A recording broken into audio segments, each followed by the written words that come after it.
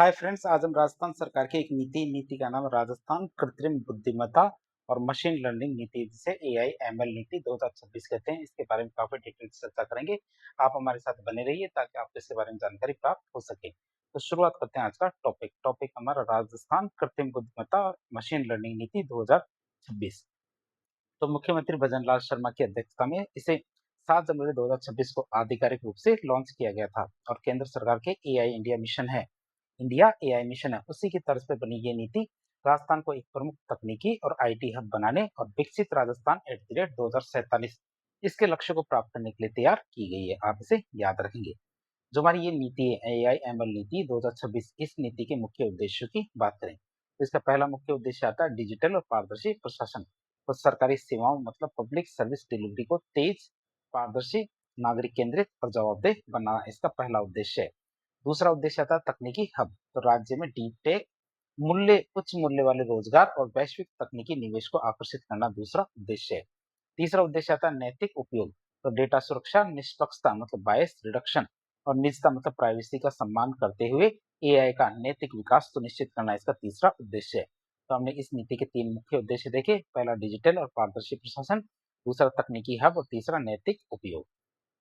अब देखेंगे इस नीति के तीन मुख्य स्तंभों की बात करें तो नीति के तीन मुख्य स्तंभ कौन कौन से। स्ट्रेटेजिक पिलर्स की बात करें तो ये पूरी की पूरी नीति मुख्य रूप से तीन आधारों पर टिकी। कितने? तीन आधारों पर टिके। पहला आधार आता है शासन में एआई को अपनाना। बात करें इसकी तो लोक सेवाओं को जोखिम जागरूक और ऑडिट योग्य बनाना। क्या जो हमारे लोक सेवाएं होती है तो लोक सेवाओं को जोखिम जागरूक और ऑडिट योग्य बनाना इसका पहला स्तंभ है, मतलब शासन में एआई को अपनाना। दूसरे की बात करें तो एआई कौशल और क्षमता निर्माण की बात करें तो भविष्य की जरूरतों के लिए एक मजबूत टैलेंट और कार्यबल तैयार करना मतलब वर्कफोर्स तैयार करना दूसरा स्तंभ है। तो एआई कौशल और क्षमता निर्माण इसका दूसरा स्तंभ है। तीसरे स्तंभ की बात करें तो उद्योगों के लिए एआई प्रोत्साहन मतलब रिसर्च एंड डेवलपमेंट और स्टार्टअप को रिसर्च एंड डेवलपमेंट और स्टार्टअप को बुनियादी ढांचा और वित्तीय मदद देना इसका तीसरा स्तंभ है। तो इस तरह से देख सकते हैं कि पूरी पूरी नीति मुख्य रूप से तीन आधारों या तीन स्तंभों पर टिकी है। पहला स्तंभ हमारे शासन में एआई को अपनाना, दूसरा एआई कौशल और क्षमता निर्माण और तीसरा हमारा स्तंभ आता है उद्योगों के लिए एआई प्रोत्साहन। अब हम देखेंगे प्रमुख प्रावधान और प्रशासनिक कार्य प्रणाली की। इसके प्रमुख प्रावधान और प्रशासनिक कार्य प्रणाली की बात करें तो पहला आता हमारा इसके प्रावधानों में मानव इन द लूप दृष्टिकोण। एआई केवल सहयोग के लिए होगा। इसमें क्या? एआई केवल सहयोग के लिए होगा। अंतिम निर्णय और जवाबदेही हमेशा इंसानी अधिकारियों मतलब ह्यूमन की ही होगी। पूरी तरह से मशीनी फैसलों को हतोत्साहित किया जाएगा। इसमें क्या क्या पूरी तरह से मशीनी फैसलों को हतोत्साहित किया जाएगा। आपसे याद रखेंगे। प्रशासनिक ढांचे की बात करें तो हर सरकारी विभाग में एक एआई नोडल अधिकारी नियुक्त किया जाएगा। क्या? एआई नोडल अधिकारी नियुक्त किया जाएगा हर सरकारी विभाग में। एआई सेंटर ऑफ एक्सीलेंस की बात करें स्टार्टअप्स, शैक्षणिक संस्थानों और उद्योगों के बीच स्टार्टअप्स, शैक्षणिक संस्थानों और उद्योगों के बीच शोध को बढ़ावा देने के लिए राज्य में एक विशेष उत्कृष्टता केंद्र मतलब सेंटर ऑफ एक्सीलेंस बनाया जाएगा। फिर 10 लाख युवाओं को प्रशिक्षण की बात करें तो स्कूलों, कॉलेज और आईआईटीज इन और हमारे पॉलिटेक्निकल में हमारे स्कूलों, कॉलेज और आईआईटीज और पॉलिटेक्निक में हमारे एआई शिक्षा का विस्तार करके 10 लाख युवाओं को प्रशिक्षित किया जाएगा। क्या किया जाएगा? 10 लाख युवाओं को प्रशिक्षण की बात करें स्कूलों, कॉलेज और आईआईटी और पॉलिटेक्निकल जो कॉलेज होते हैं इनमें एआई शिक्षा का विस्तार करके 10 लाख युवाओं को प्रशिक्षित या ट्रेंड किया जाएगा।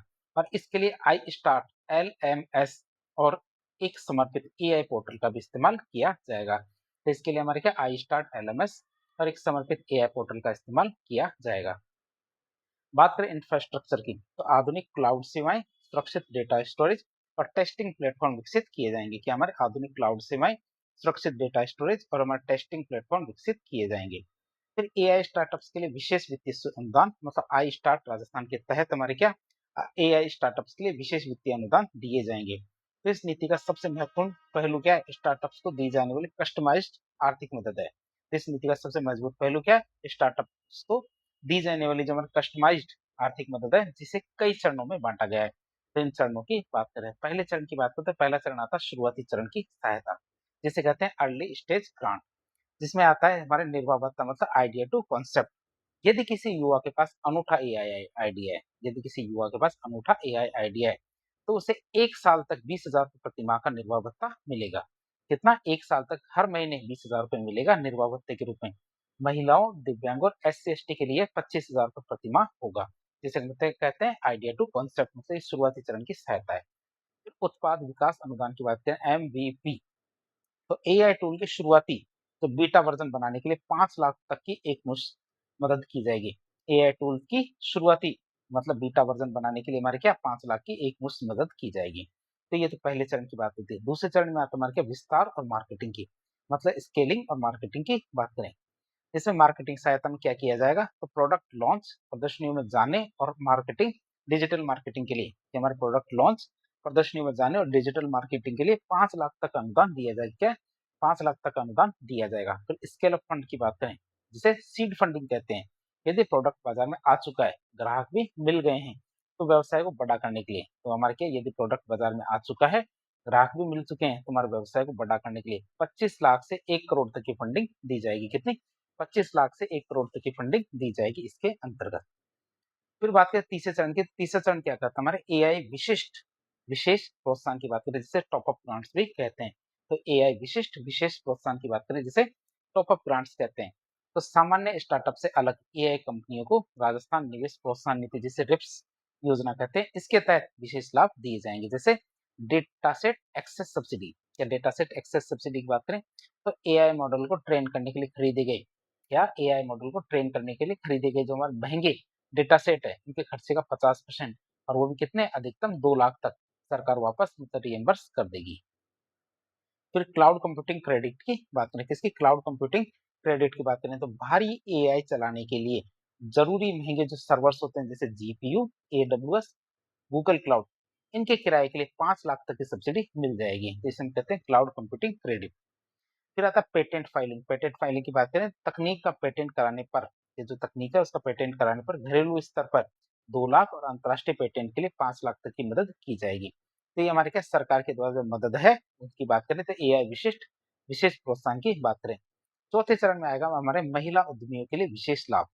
तो जिन एआई स्टार्टअप्स में महिलाओं की हिस्सेदारी 51% या उससे ज्यादा है, जो हमारे एआई स्टार्टअप्स है जिसमें महिलाओं की हिस्सेदारी कितनी 51% या उससे ज्यादा है, तो उन्हें सभी प्रकार के अनुदानों में, जितने भी हमारे अनुदान है उन सभी प्रकार के अनुदानों में 10 से 15% तक अतिरिक्त वित्तीय टॉपअप मिलेगा, और सरकारी टेंडर्स में भी उन्हें क्या प्राथमिकता दी जाएगी। अब बात करें जो हमारे एआई एमएल नीति है, इस नीति का कौन कौन से क्षेत्र जिन पे प्रभाव देखने को मिलेगा। हमारे ई गवर्नेंस और साइबर सुरक्षा की बात करें, तो जन आधार और सरकारी फाइलों का पारदर्शी विश्लेषण होगा। इससे हमारे क्या जन आधार और जो सरकारी फाइलें हैं उनका पारदर्शी विश्लेषण होगा, और एआई से जुड़े हमारे साइबर अपराध उनको रोकने के लिए कड़े ऑडिट किए जाएंगे। फिर बात करें कृषि क्षेत्र की, तो किसानों को मौसम की सटीक जानकारी, क्या किसानों को मौसम की सटीक जानकारी, फसल सुरक्षा और मिट्टी के स्वास्थ्य की के लिए, क्या मिट्टी के स्वास्थ्य के लिए एआई आधारित टूल्स मिलेंगे। स्वास्थ्य सेवा की बात करें, तो बीमारी की सटीक और जल्दी पहचान करने, ये बीमारी की सटीक और जल्दी पहचान करने और अस्पतालों के बेहतर मैनेजमेंट में एआई का भरपूर उपयोग इसमें किया जाएगा। तो इस तरह से आज एक लेक्चर के जरिए हमने राजस्थान की एक नीति का नाम राजस्थान कृत्रिम बुद्धिमत्ता और मशीन लर्निंग, जिसे शॉर्ट में कहते हैं एआई एमएल नीति 2026 के बारे में काफी डिटेल से जानने की कोशिश की। तो इस प्रकार के इन्फॉर्मेटिव वीडियो देखने के लिए हमारे चैनल से जुड़े।